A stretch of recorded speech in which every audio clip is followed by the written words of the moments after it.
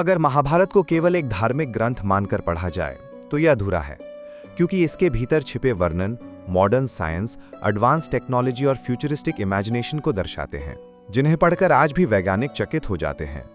महाभारत में वर्णित अस्त्र शस्त्र किसी भी तरह प्रिमिटिव नहीं, बल्कि हाईटेक वेपन्स के समान हैं, जैसे ब्रह्मास्त्र, पाशुपतास्त्र, नारायणास्त्र या अग्नेयास्त्र, जो न्यूक्लियर वेपन्स, लेजर टेक्नोलॉजी और एआई गाइडेड मिसाइल्स जैसे प्रतीत होते हैं।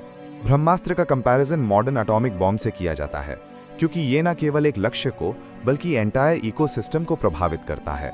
रेडिएशन और लॉन्ग टर्म डिस्ट्रक्शन की तरह इसके प्रभाव कई पीढ़ियों तक रहते हैं। पाशुपतास्त्र एक ऐसा वेपन था जो सिर्फ ऑथराइज पर्सन द्वारा एक्टिवेट हो सकता था, बिल्कुल आज के बायोमेट्रिक और एआई ऑथराइजेशन सिस्टम जैसा। यानी वेपन कंट्रोल टेक्नोलॉजी की कल्पना महाभारत काल में ही की गई थी। महाभारत में विमानाज यानी उड़ने वाले रथ का वर्णन है, जिन्हें आज हम एयरक्राफ्ट्स, ड्रोन्स और स्पेस शटल से जोड़ते हैं। कहा जाता है कि ये विमानाज एनर्जी सोर्सेज से चलते थे और अंतरिक्ष तक यात्रा कर सकते थे। मॉडर्न एरोनॉटिक्स के लिए एक फैसिनेटिंग रेफरेंस है। संजय का दूर बैठे युद्ध का लाइव वर्णन देना मॉडर्न सैटेलाइट कम्युनिकेशन और लाइव टेलीकास्ट जैसा है, जिसे यह प्रतीत होता है कि उस समय रिमोट सेंसिंग जैसी कोई तकनीक का कॉन्सेप्ट था। महाभारत में टाइम डायलेशन और रिलेटिविटी की झलक भी मिलती है, जैसे जब युद्ध का वर्णन कॉस्मिक स्केल पर किया जाता है या जब कुछ क्षण वर्षों के बराबर बताए जाते हैं। ये मॉडर्न आइंस्टीनियन रिलेटिविटी से मेल खाता है। साथ ही जेनेटिक्स और क्लोनिंग जैसे रेफरेंसेस भी मिलते हैं, जैसे कौरव 100 भ्रूण से जन्मे थे। ये मॉडर्न टेस्ट ट्यूब बेबी और स्टेम सेल साइंस की याद दिलाता है। इसके अलावा भीष्म का इच्छा मृत्यु का वरदान हमें यूथनेशिया और लाइफ सपोर्ट सिस्टम कंट्रोल की झलक दिखाता है, यानी इंसान की मृत्यु का कंट्रोल उसके हाथ में होना, जो आज मेडिकल एथिक्स का सबसे बड़ा प्रश्न है। महाभारत साइंस के साथ साथ एथिक्स ऑफ टेक्नोलॉजी पर भी बात करता है।